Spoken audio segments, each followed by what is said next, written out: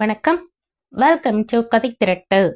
இந்த வீடியோல நம்ம என்ன கதை கேட்க போறோம்னா, உன்னை சரணடைந்தேன் கதையின் 6வது பகுதி. நம்ம சேனலை இது வரைக்கும் சப்ஸ்கிரைப் பண்ணாதவங்க சப்ஸ்கிரைப் பண்ணுங்க.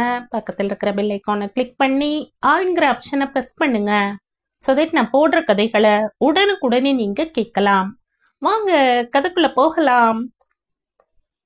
ஹரி, சேகருக்கும் நாணவுக்கும் பூநூல் போடணும்பா.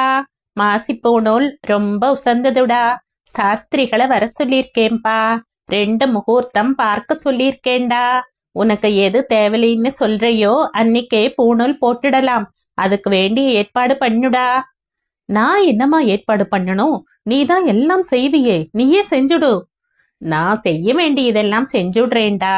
முதல்ல என் பேரன்களுக்கு நல்ல கல்யாண காரியம் நடக்க போறது. முக்கியமான வாளுக்கு வேஷ்டி புடவை வாங்கி தரணும். ஜனகத்துக்கு கெட்டி சரிகை போட்ட புடவை, உனக்கு மயில்கண் வேஷ்டி, சேகர் நாணுவுக்கு பட்டு, சுமதி அம்மு ராதாவுக்கு பட்டு பாவாடை, ராஜாவுக்கு நிக்கர் சட்டை, செரத்தியாருக்கும் அத்தைக்கும் புடவை, அப்புறமா எனக்கு புடவை. அம்மா அம்மா நிறுத்துமா, மூச்சு விடாம நீ பாட்டுக்கு பட்டியலை நீளமா போட்டுண்டு போற.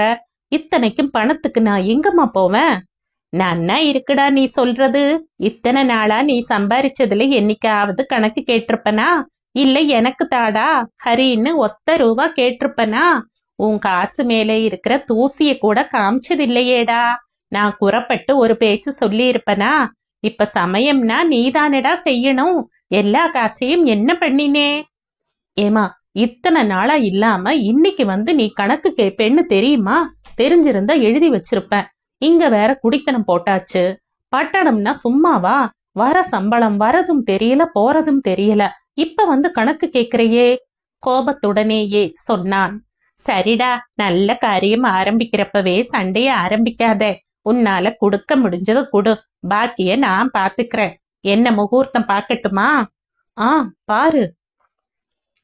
மாலையே சாயியிடம் போய் சொன்னான். சட்டென்று அவள் மனதிலும் பிரசாத்தை பற்றிய எண்ணம் எழுந்தது. எப்படி கேட்பது என்று தயக்கம் ஏற்பட்டது. ஆனால் மனதிலோ ஆசை அணை போட முடியாமல் அலை மோதி ததும்பிக் கொண்டிருந்தது. ஆனால் பேச முடியாமல் தவித்தாள். அவளை பார்த்த ஹரி அவளின் முக மாற்றத்தை புரிந்து கொண்டான். சாயி, என்னம்மா, ஏன் என்னமோ போல இருக்க? எதுவானாலும் சொல்லு சாயி. அவனை கீழ் நோக்கா ஏறிட்டபடியே வெட்கத்துடனும் ஒருவித பயத்துடனுமே கூறினாள். நம்ம பிரசாத்துக்கும் பூநூல் போடணும்னு. கடகடவென்று பெரிதாக சிரித்தான் ஹரி. என்ன சாயி, இது என்ன இப்படி ஒரு ஆசை? முகம் கோம்ப தூணை பிடித்து கொண்டு நின்றாள் சாயி. இதோ நாங்கள் கொட்டப் போகிறோம் என்ற கண்கள் துடித்து அகன்று நின்றது. அவளுடைய முகம் கூம்பியதை உணர்ந்தவனாய் சட்டென்று அவளை சமாதானப்படுத்த முயன்றான். சாயி, பிரசாத்துக்கு பூநூல் தானே போடணும். போட்டா போச்சு, அதுக்கு என்ன இப்போ? எப்படிங்க மந்திரம் சொல்ல சாஸ்திரிகளை கூப்பிட முடியுமா? அக்கம் பக்கம் யாராவது வருவாங்களா? எப்படிங்க முடியும்? நான் ஆசைப்பட்டா மட்டும் முடியுமா? நான் தான் தராதரம் இல்லாத வம்சத்துல பிறந்துட்டனே, எப்படி முடியும்? லேசான விசும்பல் அவளிடம் இருந்து எழுந்தது. பதறிவிட்டான் ஹரி. சாயி, என்ன வர வர நீ ரொம்ப கோழையா போற? ஏன் இப்படி அழற? என்கிட்ட சொல்லிட்டியோனோ? அதை நடத்தி காட்டுறனா இல்லையா பார்க்க வேண்டியது தானே. அதுக்குள்ள ஏன் இப்படி பலகீனமாற? இல்லைங்க, நீங்க யார போய் பூநூல் நடத்த கூப்பிட முடியும் சொல்லுங்க? அப்படி கூப்பிட்டாலும் இந்த வீட்டுக்குள்ள நுழைவாங்களா? நான் உங்க மனைவிங்கிறது உங்களுக்கு மட்டும் தெரிஞ்ச உண்மைதானே. இதை எப்படி யார்கிட்ட நான் நிரூபிக்க முடியும்? இதனால என் பிள்ளைக்கு கஷ்டம் இல்லையா? கலங்கி தவித்தாள் சாயி. சாயி, மறுபடியும் சொல்றேன், என்னோட பிள்ளைக்கு நானே ஆசானா இருந்து குரு உபதேசம் பண்றேன். இதை யார் தடுக்க முடியும் சொல்லு? எங்க வீட்டுக்கு வர வாத்தியாரே சில சமயங்கள்ல மந்திர புத்தகத்தை வச்சுண்டுதான் எந்த பூஜைக்கோ இல்லை பண்டிகைக்கோ வரார். அதை படிச்சுதான் செய்வார். அப்படி இருக்கிறப்ப நானும் ஒரு புத்தகத்தை வாங்கிட்டு வந்து என் புள்ள பிரசாத்துக்கு பூநூல் கல்யாணத்தை நடத்துறேன். இதுல என்ன தப்பு சொல்லு? பிரகாசமான கண்களுடன் சாயி அவனை அப்படியே கட்டி கொண்டாள். நிஜமாவா சொல்றீங்க? நிஜமா நீங்களே படிச்சு பூநூலை நடத்திடுவீங்களா? ஐயோ, என்னடிமா அதிசயம்! இப்படி ஒரு வழி இருக்குன்னு எனக்கு தெரியலையே. அவள் பரவசத்தை பார்த்து நெகிழ்ந்துதான் போனான் ஹரி. சாயி, இன்னொன்னு சொல்றேன் பாரு. யாரோட பிள்ளைக்கும் கிடைக்காத அதிர்ஷ்டம் நம்ம பிரசாத்துக்கு கிடைக்க போறது சாயி. ஆமா. என்ன சொல்றீங்க? அப்பேற்பட்ட அதிர்ஷ்டசாலியா நம்ம பிரசாத்து? ஏங்க, என்னன்னு சொல்லுங்களே. சாயி, யாருமே தன்னோட பிள்ளைக்கு தானே மந்திரம் சொல்லி பூணூல் போட்டதில்ல. சாஸ்திரிகளை கூப்பிட்டு, சமையற்காரர்களை கூப்பிட்டு, ஊரெல்லாம் கூப்பிட்டு ஆடம்பரமாகத்தான் செய்வா.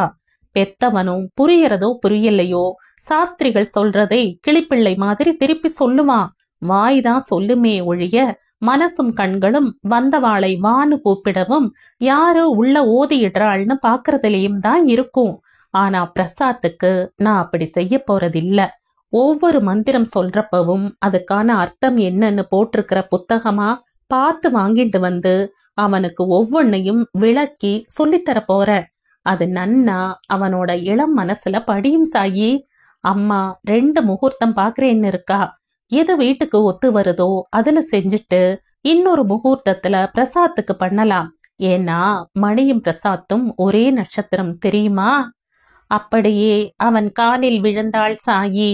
அடக்க முடியாமல் வந்த அழுகையை சத்தமின்றி அவன் கால்களை பற்றி கொண்டு குலுங்கி தீர்த்தாள். அழுந்த முகத்தை துடைத்த பின் சிரித்தபடியே அவனிடம் கூறினாள், கண்டிப்பா நான் அதிர்ஷ்டசாலிங்க. நான் அதிர்ஷ்டசாலிதான். இல்லனா உங்களை எனக்கு வீட்டுக்காரரா அடையறதுக்கு கடவுள் வழி காட்டியிருப்பாரா? பிரசாத்தையும் தந்திருப்பாரா? நான் ரொம்ப கொடுத்து வச்சவங்க.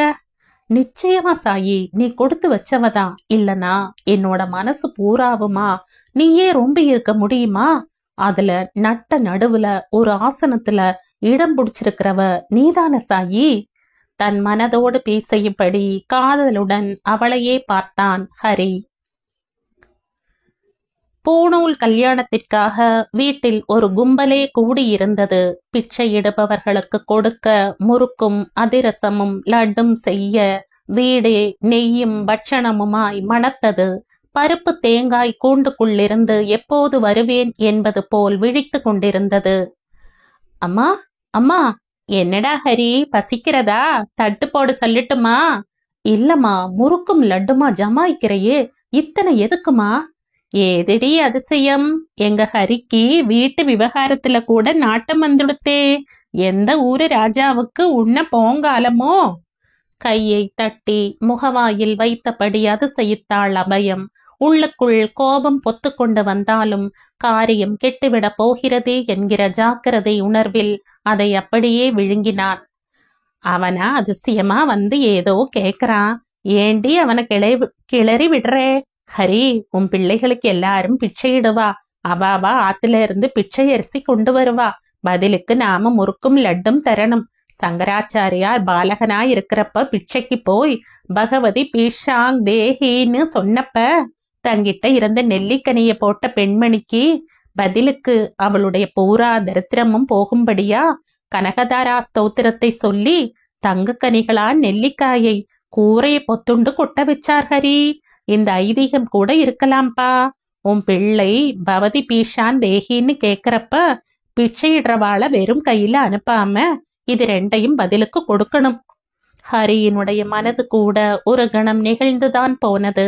பாவம், அவன் ஏதோ கேட்டதுக்கு ஏனோ தானோ என பதில் கூறாமல் தனக்கு தெரிந்ததை புராணத்தோடு ஒப்பிட்டு அழகாக கூறும் அத்தையை ஆழமாக பார்த்தான்.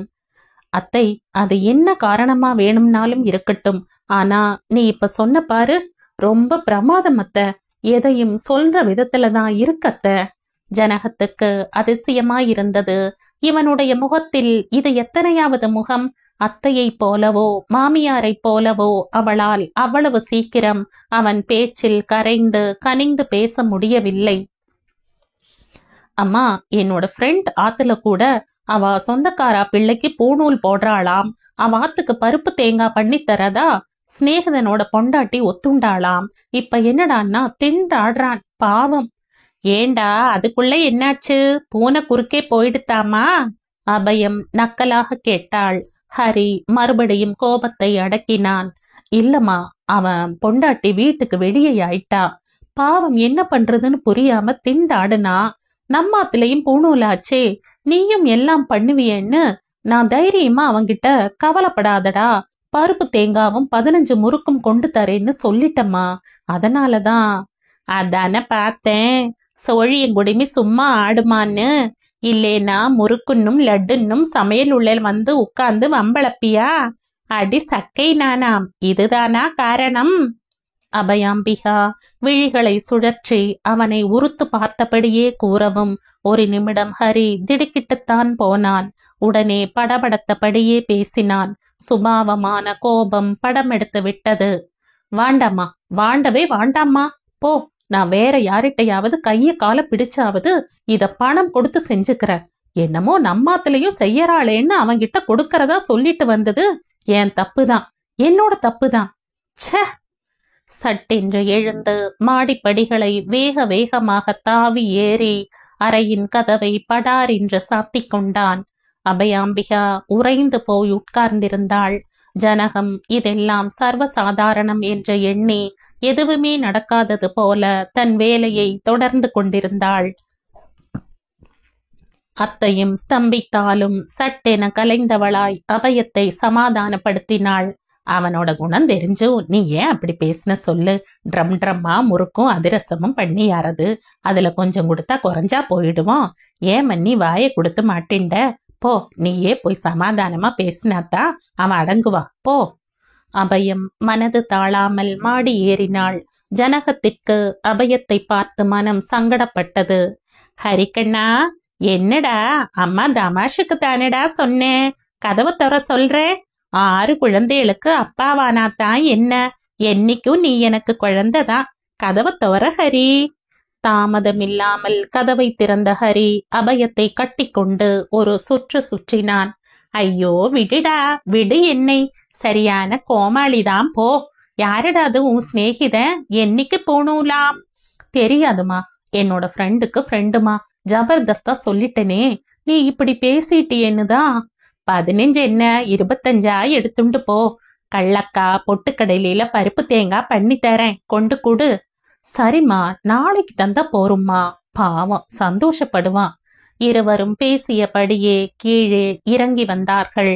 ரிக்ஷாவில் ஏகப்பட்ட சாமான்களோடு வந்து இறங்கிய ஹரியை வியப்புடனும் சந்தோஷத்துடனும் எதிர்கொண்டாள் சாயி. பீமுடு எல்லாவற்றையும் நிதானமாய் கொண்டு வந்து கூடத்தில் பரப்பினான். பிரசாத் ஒரே சந்தோஷத்தோடு அவைகளை சுற்றி சுற்றி கும்மாளமிட்டான். சாயி, நீ எந்த விதத்திலையும் மனசுல குறையோட இருக்க கூடாதுன்னு நானே எல்லாம் கொண்டு வந்துட்ட, வந்து பாரேன். மீண்டும் கண்கள் துளிர்க்க அவன் மார்பில் சாய்ந்த சாயியை சேர்ந்து அணைத்தபடி கீழே விரித்திருந்த ரத்தின கம்பளத்தின் மேல் உட்கார்ந்தான் ஹரி. சாயி, உனக்கு கொட்டடி புடவை, பிரசாத்துக்கு பட்டு வேஷ்டி, துண்டு, தங்க பூணூல், வெள்ளிப்பூணூல், முறுக்கு, அதிரசம், லட்டு, பருப்பு தேங்காய் எல்லாம் கொண்டு வந்திருக்க. இன்னும் 10 நாள் இருக்கு, பத்திரமா வச்சிரு. எங்க ஆத்து பூணூல் முடிஞ்ச உடனேயே நம்ம பிரசாத்தோட பூணூல் தான். அன்னைக்கு காலம்பர சீக்கிரமா எழுந்து நாம 3 பேருமா எண்ணெய் தேய்ச்சு குளிக்கணும், புதுசு கட்டிக்கணும். அப்புறமா நானே புத்தகத்தை வச்சுண்டு மந்திரம் சொல்றேன். பக்கத்திலேயே நீயும் நிக்கணும் சாயி. கூடத்துல நன்னா பெருசா மாக்கோலம் போட்டு செம்மண் வச்சுடு. வாசல்லையும் படிக்கோலம் போட்டுடு. மாங்கொத்து பீமுடுவ கொண்டு வர சொல்லி வாசல் கால்ல சொருகி வை. பண்டிகை சமையல் செய்யணும். காலங்கார்த்தாலேயே பூணூல் முகூர்த்தம். அதனால காஃபியை மட்டும் குடிச்சிட்டு சாமி விளக்கேத்தி வச்சுட்டு பூணூல் கல்யாணம் நடத்தலாம். அப்புறமா 2 பேருமா சேர்ந்து சமைக்கலாம். பிரசாத்துக்கு தலை வாழை இலை போட்டு பரிமாறி எல்லாருமா சாப்பிடலாம். சரியா சாயி? ஹரி ஒவ்வொன்றும் சொல்ல சொல்ல சந்தோஷமும் பெருமையும் போட்டி போட்டுக்கொண்டு அவள் சரீரம் பூராவுமாய் பரவி அவளை நிலை கொள்ளாமல் செய்தது. ஆனந்த கண்ணீர் பொத்து கொண்டு வந்தது. கண்களில் நீர் வழிய வாய் சிரிப்பு கொள்ளாமல் தவிக்க பேச்சு வராமல் திண்டாடி நின்றாள் சாயி. பிரசாத் பட்டு வேஷ்டியை தொட்டு தொட்டு பார்த்தான். அப்பா, இன்னைக்கு ஒரு தடவை கட்டி பார்க்கட்டுமாப்பா? இல்ல பிரசாத், பூணூல் அன்னைக்கு தான் இத பிரிச்சு கட்டிக்கணும். அது வரையில இந்த எதிர்பார்ப்பு உன்கிட்ட இருக்கணும் பிரசாத். அப்பதான் உன்னோட சந்தோஷம் முழுமையா இருக்கும், புரிஞ்சுண்டியா? சரிப்பா, அரைகுறை சம்மதத்துடன் தலையசைத்தான் பிரசாத். சாயி, எங்க வீட்டு பூணூல் கல்யாணம் ஆனப்புறமா இங்க 2 நாளைக்கு முன்னாடியே வந்துடுறேன். கறிக்காய் லிஸ்ட் போட்டு எல்லாம் வாங்கலாம். ஒரு பூமாலை கூட வாங்கணும் சாயி. சேகருக்கும் நாணவுக்கும் வேண்டியதை ஆசை ஆசையாய் வாங்க வீட்டு நிறைய அத்தை என்றும் பாட்டி என்றும் மாமா என்றும் உறவினர்கள் பலர் கூடி பூணூல் கல்யாணத்தை சமையல்காரரும் சாஸ்திரிகளும் போட்டி போட்டுக்கொண்டு சம்பாவனை வாங்கிக் கொள்ள தடபுடலாக நடத்த பிரசாத்தின் பூணூல் எந்த விதமான கூச்சலோ மேளமோ சாஸ்திரிகளோ கூட்டமோ இல்லாமல் அமைதியாக, அதே சமயம் ஒருவித அக்கறையுடன் நடந்தது. ஒவ்வொன்றிற்கும் புத்தகத்தை படித்து அர்த்தம் சொல்லி தான் அணிந்த மாலையை பின்பு அவனுக்கும் அணிவித்து பூணூலை போட்டான் ஹரி. பீமுடு காய்கறி எல்லாம் அதற்குள் அறிந்து தேங்காய் துருவி வடைக்கு அரைத்து வைத்திருந்தான். பூணூலை போட்டுக்கொண்ட பிரசாத் சாயியையும் ஹரியையும் நிற்க வைத்து அபிவாதையே சொல்லி நமஸ்காரம் பண்ணியவுடன் அதற்கு மேல் தாங்க மாட்டாமல் சாயி ஹரியின் கால்களில் பூ குவியலாய் விழுந்து அவன் பாதங்களை பற்றி கொண்டு கதறி தீர்த்து விட்டாள். முதலில் புரியாமல் திகைத்த ஹரி அவளின் மன உணர்ச்சிகளை புரிந்து கொண்டவனாய் அப்படியே நின்றான். அவன் கண்களும் ஈரமாகியது. கல்லிலும் ஒரு ஈரம் படர்ந்தது உண்மைதான். பிரசாத்துக்கும் பீமுடுவிற்கும் கூட கண்கள் நிரம்பின. தானே அடங்கியவளாய் எழுந்த சாயிக்கு வெட்கம் மேலிட எல்லோரையும் பார்த்து நாணத்துடன் சிரித்தாள். ஒரு வேஷ்டி சட்டையை தட்டில் தாம்பூலம் தட்சணையுடன் வைத்து பிரசாத்தை பீமுடுவிற்கு தர சொன்னான் ஹரி. பீமுடுவிற்கும் ஒரே கொண்டாட்டம்தான். சாப்பாடு முடிந்ததும் ஒரு பெரிய காரியம் முடித்த திருப்தியில் படுக்கையில் படுத்தவன் உறங்கியே போனான் ஹரி. காலத்தின் போக்கில் ஹரியின் போக்கில்தான் மாறுதல் இல்லையே தவிர குழந்தைகள் குழந்தைகளாக இல்லாமல் வளர்ந்தார்கள், பெரியவர்களானார்கள். அபயாம்பிகாவினால் முன்பு போல் அடிக்கடி கிராமத்துக்கு போக முடிவதில்லை. வீட்டுடனேயே இருந்து விட்டாள். அத்தைதான் கிராமத்து வீட்டோடு இருந்து எல்லாம் பார்த்து கொண்டாள். சிரத்தியாருக்கும் வயசு ஆகிவிட்டது. முன்பு போல் ஓடி ஆடி வேலை செய்ய முடியவில்லை. ஆனாலும் மனதில் உள்ள தெம்பினால் உட்கார்ந்தபடியே ஆட்களை விரட்டி வேலை வாங்கிக் கொண்டிருந்தார். சுமியும் அம்முவும் பெரியவர்களாகிவிட்டார்கள். சுமிக்கு சீக்கிரமாய் கல்யாணம் செய்ய வேண்டும், அதுவும் தன் உயிர் இருக்கும் போதே நடக்க வேண்டும் என்று அபயாம்பிகா ஒரே தொந்தரவு. ஜனகம் அபயத்திடம் கூறினாள், அம்மா, நான் சொல்ல போறத தப்பா எடுத்துக்காம யோசிங்கோமா. சுமி குட்டி ரொம்ப சாதுவான பயந்த சுபாவமான பொண்ணு. அன்புக்கு அடிமையாரவ. பணம் காசுன்னு ரொம்ப பெரிய இடம் இல்லாட்டாலும் பரவாயில்லம்மா. நம்மால முடிஞ்ச அளவு ஒத்துமையா அந்யோன்யமா இருக்கிற குடும்பத்துல அவளோட வாழ்க்கை அமையறாப்புல பாத்துக்கணும்மா. ஜனகத்தின் நியாயமான பயம் அபயத்திற்கு புரிய வாய் திறந்து பதில் பேசாமல் இருந்தாள். ஹரி வீட்டிற்கு என அதிகம் ரூபாய் தருவதில்லை, அபயமும் கேட்பதில்லை. குந்தி தின்றால் குன்றும் ஆளும் என்பதற்கேற்ப நில புலன்கள் கொஞ்சம் குறையத்தான் செய்தது. ஆனாலும் சொத்து நிறையவே இருந்தது. அதனால் அபயாம்பிகா அதிகம் யோசிக்கவில்லை. சேகரும் இன்ஜினியர் படிப்புக்கு சேர்ந்தாயிற்று. அம்முவையும் ஸ்கூல் விட்டு நிறுத்தியாயிற்று. நானு, ராதா, ராஜா படிப்பை தொடர்ந்தார்கள். வீட்டில் இருக்கும் தங்க நகைகளை அழித்தே சுமதிக்கு நகை செய்தாயிற்று. ஜனகம் கூறியது போலவே நல்ல வரனும் அமைந்துவிட கல்யாணம் திகைந்து விட்டது.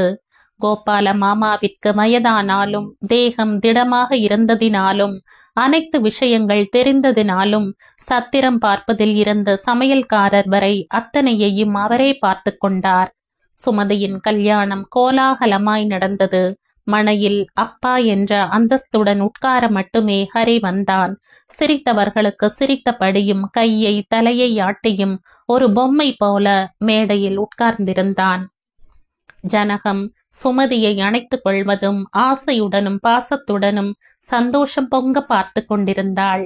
நெய் மணக்க மணக்க பட்சணமும் தங்கம் பட்டு துணிகளின் பளபளப்பும் பூக்களின் வாசனையும் சந்தன ஊதுபத்திகளின் நறுமணமுமாய் வீடு இன்னும் கல்யாண வாசனை மாறாமல் இருந்தது. ஹரி கல்யாண கலாட்டா முடிந்த அந்த 5-6 நாட்கள் வரை தான் வீட்டில் இருக்க முடிந்தது. பிறகு அவனால் இயலாததாயிற்று.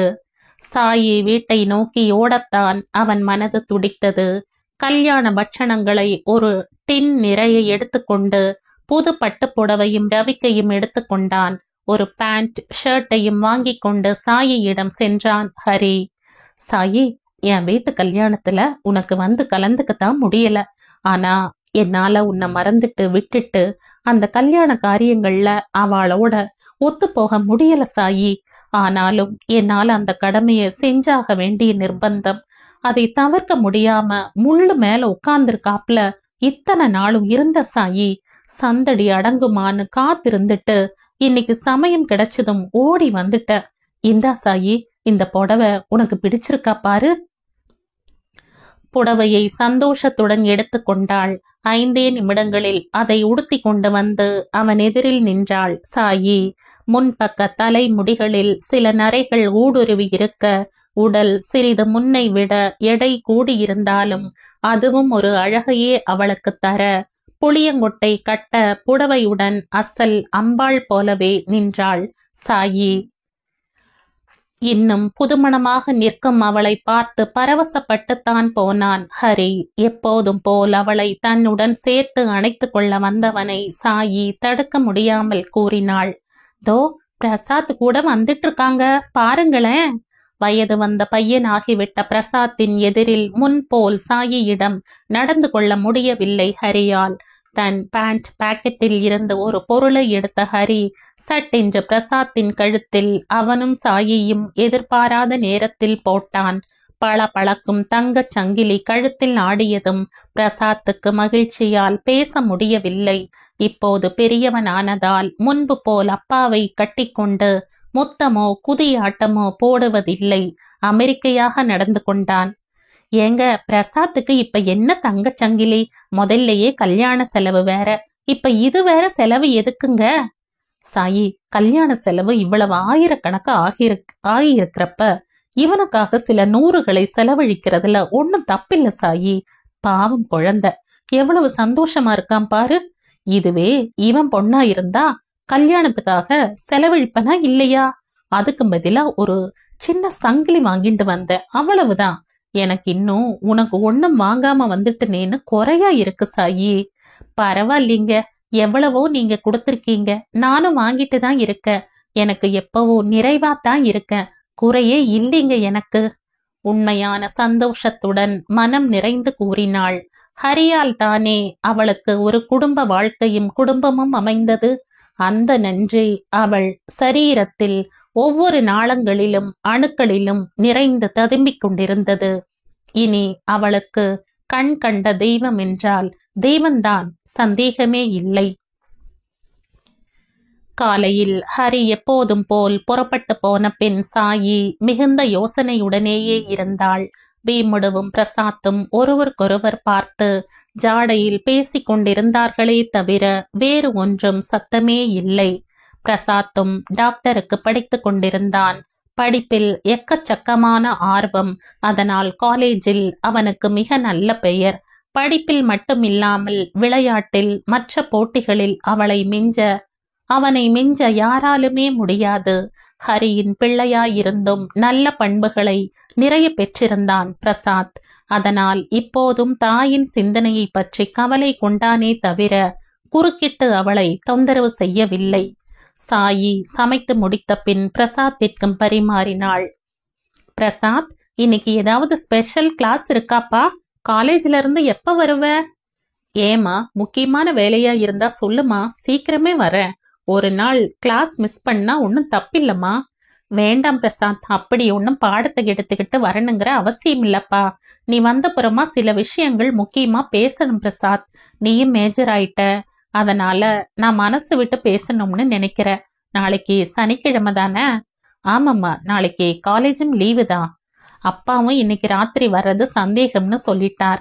அவர் வரலன்னா உங்ககிட்ட நிறைய விஷயம் பேசணும்பா. மா, அப்பா இல்லாம? ஆச்சரியத்துடனும் சந்தேகத்துடனும் கேட்டான் பிரசாத். சிரித்தபடியே பிரசாத்திடம் வந்தாள் சாயி.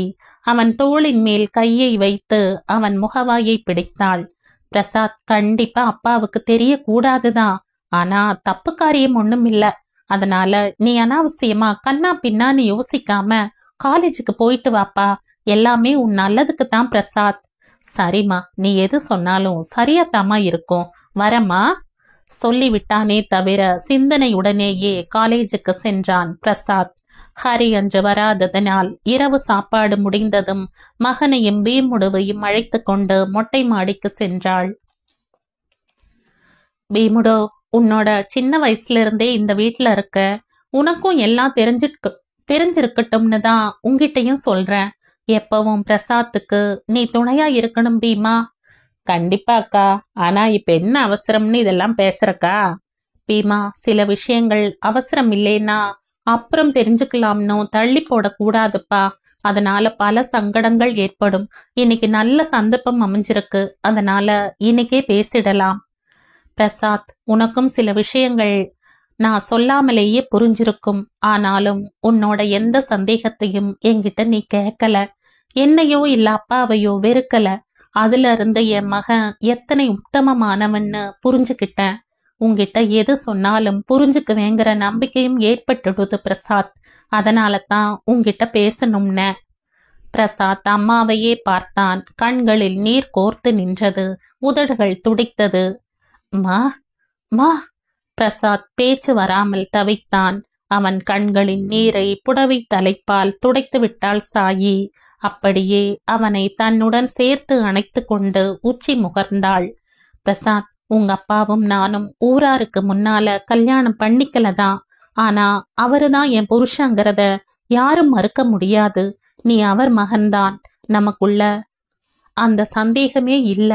ஆனா நான் பிறந்தது தேவதாசி குலத்துலதான் பிரசாத். சின்ன வயசுல எனக்கு ஒன்னும் புரியாது. ஆனா எனக்கு புரிஞ்ச போது நான் அந்த குல தொழிலை செய்ய மறுத்தேன். அதனால வீட்ல எத்தனையோ சண்டைகள். ஆனா நான் உறுதியா நின்ன. என்னை யாரும் கல்யாணம் பண்ணிக்க வர மாட்டாங்கன்னு தெரியும். ஆனா என் மனசுக்கு பிடிச்ச ஒருத்தரோட தான் நான் வாழ போறதா முடிவா சொல்லிட்டேன். உங்க அப்பாவை பார்த்த முதல் பார்வையிலேயே இவர்தான் என் புருஷர்னு முடிவு செஞ்சேன். அவரும் என்னை அவரோட மனைவியை போலதான் நடத்தினார். இப்பவும் நடத்திண்டு வரார். நான் ஆசைப்பட்டேன்னு உனக்கு பூநூலும் செஞ்சு வச்சார். ஆனா பிரசாத், உங்க அப்பாவுக்கு நானும் நீயும் மட்டும் இல்ல, இன்னொரு குடும்பமும் இருக்குப்பா. அந்த குடும்பம் ரொம்ப பெருசு கூட.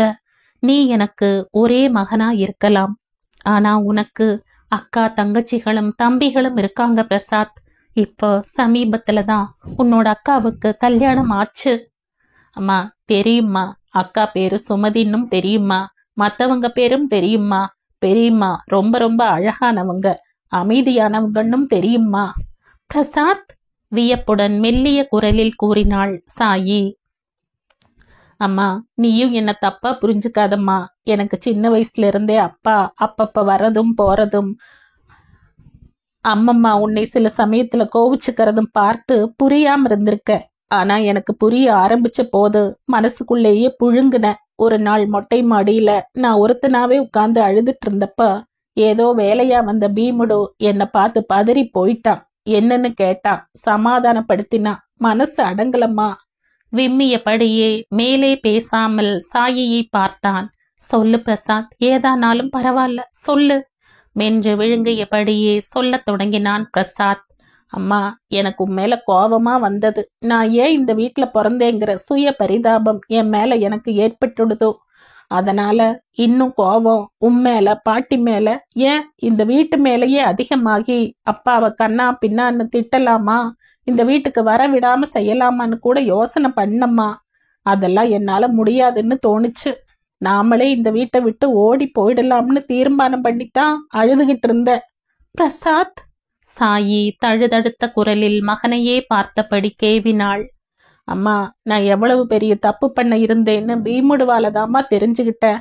வேணாம்மா, இதோட போதும்மா, உன்னால தாங்க முடியாதும்மா. மேலே சொல்ல மறுத்தான் பிரசாத். இல்ல பிரசாத், சொல்லு, எனக்கு தாங்கிக்க முடியும், சொல்லு. தயக்கத்துடன் சாயியை பார்த்தபடியே குற்ற உணர்வு மனதில் மேலோங்க கீழ் நோக்குடன் பார்த்தபடி கூறினான் பிரசாத். அம்மா, பீமுடு காரணம் கேட்டப்ப அவனையும் கேவலமா பேசி நான் கத்துன, கூச்சல் போட்டேன். நான் இந்த வீட்டுல இருக்க போறதில்ல, பிச்சை எடுத்தாவது பொழைச்சுக்கிறேன், இதை விட அது கௌரவம்னு திட்டுனேன். பீமுடு அத்தனையையும் பொறுமையா கேட்டான். அப்புறம்தான் அவன் என்னை கொஞ்சம் கொஞ்சமா சமாதானப்படுத்தி, அம்மா உன்னை பத்தி எல்லாம் சொன்னாம்மா, உன்னோட மனசு எத்தனை உயர்வானது, எத்தனை மேன்மையானதுன்னு புரிஞ்சதும்மா. உனக்கும் பாட்டிக்கும் நடந்த எத்தனையோ பேச்சுக்களை அவன் சொல்லி நீ எப்படி உறுதியா நின்னேன்னும் அப்பாவுக்கு எத்தனை உண்மையா நடந்துகிட்டேன்னும் உணர்ந்துகிட்டம்மா. பீமுடு உன்னை பத்தி பேசுறப்போ சில சமயம் அப்படியே அழுவாம்மா. பிரசாத், நீ புண்ணியம் செஞ்சிருக்க பிரசாத். இல்லனா இந்த மாதிரி ஒரு அம்மா உனக்கு கிடைச்சிருக்க மாட்டாங்கடா. அவங்க ஒரு பூவு போல பிரசாத். உனக்கு அப்பா அம்மா 2 பேரும் கிடைக்க காரணமே அவங்கதான். அதுக்காக அவங்க எத்தனை உறுதியா நின்னாங்கன்னு எனக்கு தான் தெரியும் பிரசாத். உன்னை எல்லாரையும் போல ஒரு நல்ல மனுஷனா நல்ல குடும்பத்தோட உருவாக்கணும்னு ஆசைப்பட்டு, அதே போல உனக்கு ஒரு நல்ல வாழ்க்கையும் அமைய பாடுபடுறாங்க. அவங்க அம்மாவோட அந்த பழைய வாழ்க்கையை முடிச்சுட்டாங்க. ஆனா அதுக்காக அவங்க பட்ட கஷ்டம் எத்தனைன்னு கூடவே இருந்து பார்த்த எனக்கு தான் தெரியும் பிரசாத். அப்பேற்பட்ட உத்தமமான அம்மாவை பத்தி தப்பா நினைச்சுக்கிட்டு வீட்டை விட்டு போய் அவளுக்கு துக்கத்தை தரலாமா? ஒரு பொம்பளையா இருந்து இத்தனை தூரம் தன்னோட லட்சியத்துல முன்னேறி வந்திருக்கிற உங்க அம்மாவை நீ ஏமாத்திட்டு போறது தப்பு பிரசாத். நல்லா உட்கார்ந்து யோசிப்பா. அம்மா, பீமுடு இன்னும் எத்தனையோ சொன்னாம்மா. அவன் சொல்ல சொல்ல எனக்கு ஒரே குழப்பம். தினமும் யோசிப்பேன். உன் மேல வச்சிருக்கிற பாசத்தையும் எண்ணி பார்ப்பேன். குழப்பத்துல இருந்து மனசு தெளிவாக பீமுடவும் அப்பப்ப எனக்கு புத்தி சொன்னதுல நான் புரிஞ்சுக்கிட்டேன். அன்னையிலிருந்து இப்ப வர எனக்கு எந்த தடுமாற்றமும் இல்லம்மா. என்ன நம்புமா. பிரசாத், சாயி தன்னை தவறாக புரிந்து கொண்டு விடக்கூடாது என்கிற ஆதங்கத்தில் உண்மையான பரிவுடன் கூறினான். சாயியின் முகத்தில் புன்னகை அரும்பியது. பிரசாத்தை பார்த்த கண்களில் பாசம் பொங்கியதென்றால் பீமுடுவை பார்த்த பார்வையில் நன்றியும் அன்பும் கலந்து பிரவகித்தது.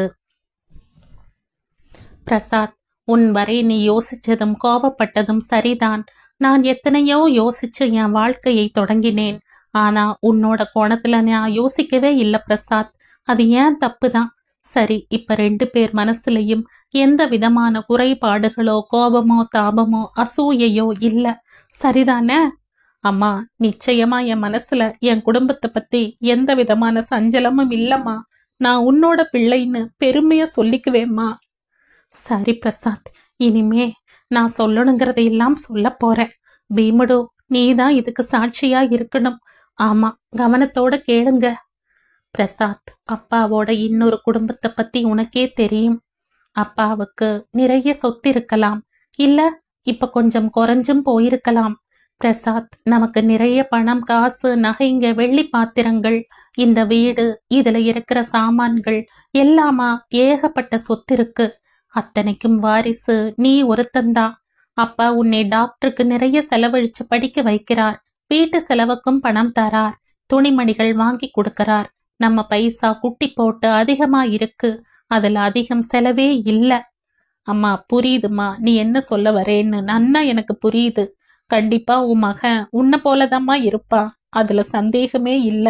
மா, நீ சொன்னது போல நான் இப்போ சரீரத்தால மட்டுமில்ல மனசாலையும் வளர்ந்த வாலிபன் தாம்மா.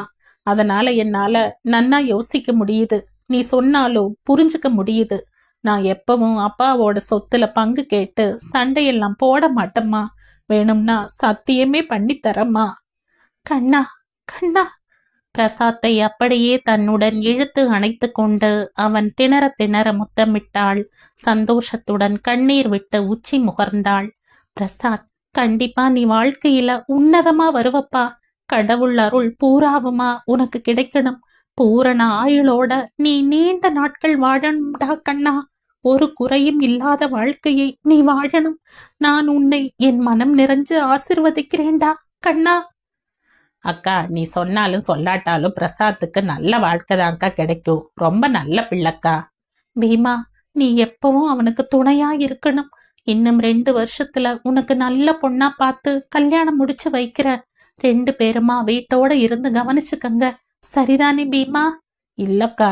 என்னடா பீமுடு, என்ன சொல்ற? இப்பவே கல்யாணம் பண்ணி வைங்கிறையா? கல்யாணமே வேண்டான்னு தான் சொல்றேன். அதிர்ந்தாள் சாயி. பிரசாத்தும் வியப்புடன் பார்த்தான். ஆமாங்கக்கா, நான் முதல்லயே உங்ககிட்ட சொல்லணும்னு இருந்தேன். சின்னவனா இருக்கிறப்ப ஆசை இருந்திருக்கலாம். எனக்கு என்னவோ வர வர கல்யாணம் பண்ணிக்கிறங்கிற ஆசையே இல்லக்கா. பொறுப்பா நடந்துக்கிறதுக்கு முடியாதுக்கா. பீமா, பணம் இல்லேன்னு கவலைப்படாதடா. சின்ன வயசுல இருந்து எங்க வீட்டுல இருக்கிற உனக்கு கண்டிப்பா ஒரு பங்கு எழுதி வைப்பேன் பீமுடு. பிரசாத் உன்னை கண்டிப்பா நல்லா பாத்துக்குவான். ஒண்ணு யோசனை பண்ணாதடா. இல்லக்கா, எனக்கு உங்க மேலெல்லாம் நம்பிக்கை இல்லாம இருந்தா எப்பவோ இந்த வீட்டை விட்டு போயிருப்பேன். எனக்கு அந்த பயமே இல்ல. எனக்கு கல்யாணம் பண்ணிக்கிறங்கிற எண்ணமே இல்லக்கா. ஒருவேளை எப்பவாவது அந்த எண்ணம் வந்ததுன்னா நம்ம டாக்டர் பிரசாத் கிட்ட சொல்றேன், பொண்ணு பார்த்து கொடுக்க சொல்லி. அவ்வளவுதான். சொல்லிவிட்டு கலகலவென சிரித்தான் பீமுடு. பேசி முடித்தது போதும் என மூவருமாய் கீழே இறங்கி வந்தார்கள். நாட்கள் காற்றில் பட்ட சருகாய் விரைந்து விரைந்து ஓடியது. சுமதிக்கும் வளைகாப்பு, சீமந்தம் என்று மேலே மேலே ஒவ்வொன்றாய் வர, வருட பண்டிகைகளுக்கான சீர் செனத்தி என்று வீடு முழுக்க மணத்து நித்திய கல்யாணம் பச்சை தோரணமாயிருந்தது. பிரசாத் டாக்டர் படிப்பு முடிக்க, சேகரும் இன்ஜினியர் படிப்பு முடித்தான். அம்முவின் கல்யாணத்திற்காக வரன் சரிப்பட்டு வரும் போல் இருக்கையில் தான் அந்த அசம்பாவிதம் நடந்தது. அபயாம்பிகா சுமதியின் குழந்தையுடன் கொஞ்சிக் கொண்டிருந்தாள். ஜனகமும் அம்முவும் சமையல் அறையில் வேலையாயிருந்தனர். நானு அறையில் படித்து கொண்டிருந்தாள். ராதா ராஜாவும் அவரவர் வேலையை பார்த்து கொண்டிருந்தனர். ஒரு பெண் தயங்கி தயங்கி உள்ளே நுழைந்தவள் அபயாம்பிகாவின் கால்களில் விழுந்து கெட்டியாக பற்றி கொண்டு கேவி கேவி அழ ஆரம்பித்தாள். ஒன்றும் புரியாமல் விழித்தாள் அபயாம்பிகா. பயந்தும் போனாள். ஆனாலும் தைரியமாக அந்த பெண்ணை கேட்டாள். யாரடி பொண்ணே நீ? எதுக்கு என் காலை பிடிச்சுண்டு அழறே? என்ன விஷயம்னு சொல்லிட்டு அழு. நீ யாருன்னே தெரியலையடியம்மா. ஈஸ்வரா, இது என்னடா கூத்து? டி ஜனகா, சித்த இங்க வாய.